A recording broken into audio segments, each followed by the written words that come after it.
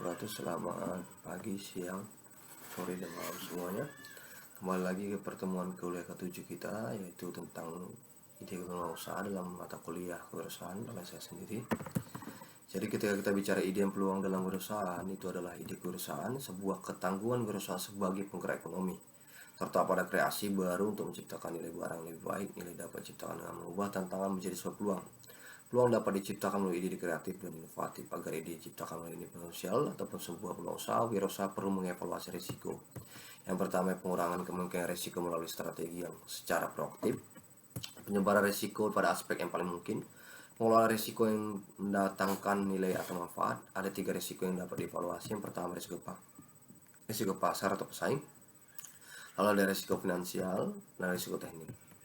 Sumber-sumber potensial peluang yaitu adalah sumber peluang potensial dengan cara menciptakan produk baru yang berbeda, mengamati pintu peluang, menganalisis produk dan proses secara mendalam, memperhitungkan risiko yang mungkin terjadi.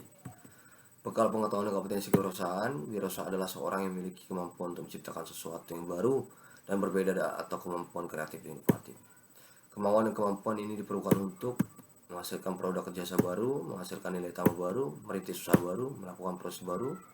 Lalu yang kelima yaitu mengembangkan organisasi baru. Kemampuan wirausaha adalah self knowledge, practical knowledge, lalu ada imagination, social skill, foresight, competition skill, communication skill. Lalu ada 10 kompetensi wirausahaan, yaitu knowing your business, knowing the basic business management, having the proper attitude, having adequate capital, managing finances effectively, lalu managing time efficiently, managing people, stay facing customer by providing high quality product, knowing how to complete, coping with regulation and paperwork. Lalu ada 3 kunci dalam menentukan bisnis tersebut bisa sukses, yaitu adalah orang-orang yang nyata dapat melakukan secara konsisten komitmen dalam usaha tersebut, memiliki pasar yang benar-benar akan menyerap produk-produk yang kita buat, dan memiliki produk yang benar-benar nyata ataupun tepat, sehingga kewirausahaan kita ini akan berjalan dengan lancar dalam sebuah usaha. Usaha kecil mandiri dalam materi kali ini adalah menceritakan bagaimana sih di era pandemi COVID-19 ini ya, orang banyak bertahan hidup dengan usaha, yaitu usaha kecil mandiri. Dan ini berlandaskan semua pengalaman kerja gitu ya. Dan saat ini banyak sekali orang yang menjadi reseller gitu ya, baik itu di bidang barang dan ada juga orang di bidang kuliner gitu ya. Jadi sehingga pengalaman kerja ini sangat menjamin dalam namanya pembentukan usaha kecil mandiri. Analisis risiko dalam materi kali ini adalah risiko pasar, terjadi akibat adanya ketidakpastian pasar, risiko finansial terjadi akibat rendah penjualan dan tingginya biaya, risiko teknis terjadi sebagai akibat adanya kegagalan teknik.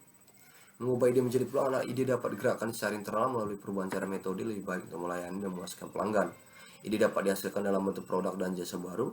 Ide dapat dihasilkan dalam bentuk modifikasi bagaimana pekerjaan dilakukan atau modifikasi cara melakukan suatu pekerjaan. Bekal pengetahuannya adalah watak kewirausahaan ditentukan oleh keterampilan, kemampuan, kemauan, dan kemampuan diperlukan untuk menghasilkan produk jasa baru, menghasilkan nilai tambah, merintis usaha baru, melakukan proses teknik baru, mengembangkan organisasi baru. Hubungan dalam kreativitas ide dan peluang. Ketika kita memiliki kreativitas, maka akan muncul sebuah ide dan akan menghasilkan sebuah peluang nantinya di usaha tersebut. Sehingga rotasi ini akan terus-terusan mengalir gitu ya. Dari kreativitas, ide, peluang balik ke kreativitas sehingga kita memiliki pasar yang besar nyata. Lalu ada 4 cara menilai apakah sebuah ide merupakan peluang yang baik. Lihat dulu pasarnya seperti apa, lalu melihat potensi perkembangan pasar, biaya, risikonya. Tip praktisnya adalah sering menghadiri pameran perdagangan dan investasi, mempelajari keahlian tenaga kerja lokal, investigasi material lokal dan sumber daya lain, mengkaji peluang substitusi produk impor. Jadi ketika suatu pintu tertutup maka pintu lain terbuka, namun kita sering terpaku pada pintu tertutup hingga kita bisa melihat pintu lain. Jadi jangan terpaku kepada target yang sangat tinggi gitu ya, sementara target kecil itu sebenarnya bisa membuahkan hasil yang banyak dari kita. Terus sama juga ide cemerlang gitu ya.